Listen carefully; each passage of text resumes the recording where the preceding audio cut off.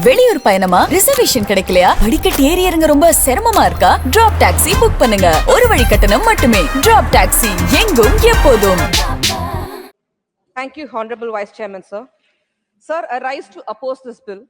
I raise my objections for naming the bill in Hindi, all languages, all what possible. Sir, this bill is attempting to kill the private sector. Sir, this government approach to governance has revealed a clear pattern, a centralization of authority, consolidation of power, and consistent erosion of states' constitutional and fiscal autonomy. Sir, this bill is yet another example of how economic legislation is being pushed without adequate consultation with the states, without compensation to the states, and without regard to federal architecture that holds this country together.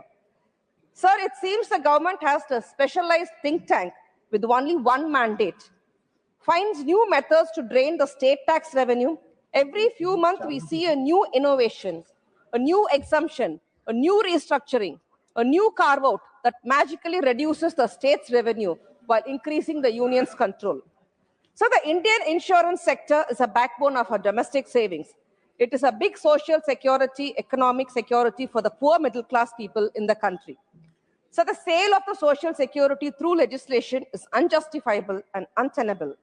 The consequences of this bill on common people and Indian economy are dangerous and detrimental to the Indian domestic savings.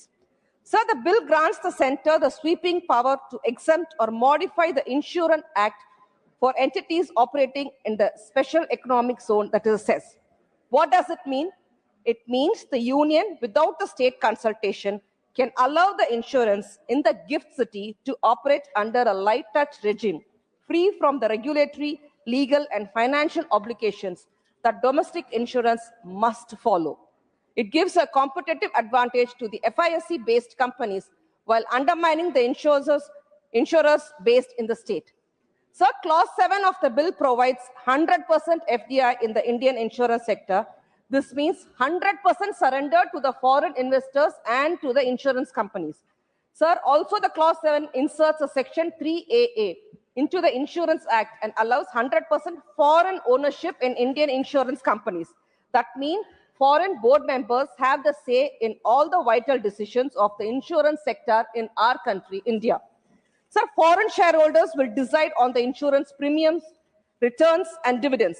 This will only facilitate an indirect route for the black money to flood into the country. The country is already strained and distressed because of the withdrawal of the foreign investments from our Indian banks. Sir, what about our state autonomy then?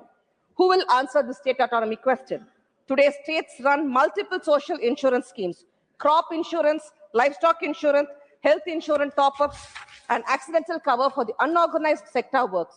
These schemes depend on the financial strength of the state insurers, cooperative bodies, and local intermediaries. But the bill removes the requirement for capitalized cooperative insurers.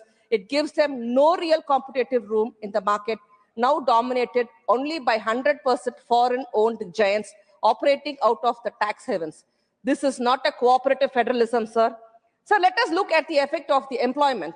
The LIC and the PSU insurers employ lakhs of people in every state. They maintain offices in the districts and taluks, not because it is profitable, but it is part of the social obligation. And what will happen to the LIC, sir? LIC's liabilities, responsibilities, the social obligations remain the same, but the competitors now get a freedom to operate under the rural mandates without compulsory investment in government securities and without servicing the poor. The government calls this competition. No, sir. We call this handicapping the public sector while subsidizing the foreign and the private insurers. Over the past 9 years, as of March 2024, the sector has attracted nearly rupees 54,000 crore in FDI, supported by the progressive policies. Now, with 100% FDI, it is expected to touch around 1 lakh crore in the next 9 years.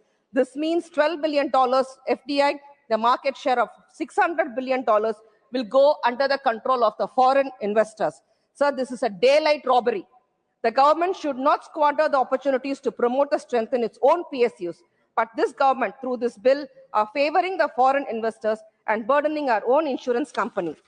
So the FDI insurance sector at that time will be like selling our own insurance sector to the foreign investors. The words of Tandai Periyar became prophetic. When capital rules a society, humanity becomes collateral.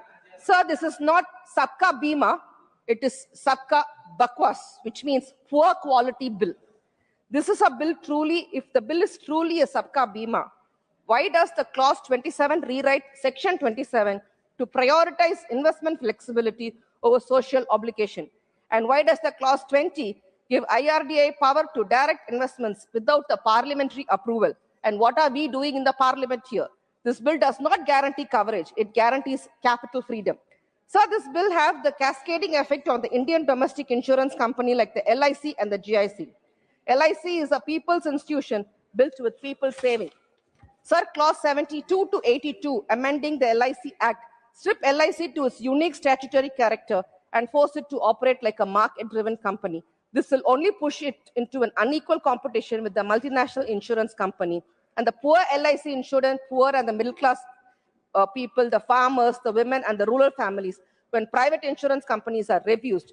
But this bill punishes LIC for being compassionate and accommodative to people. Sir, as Dr. Muttamalinga, Dr. Kalangar said, public institutions exist to correct market injustice and not to surrender it.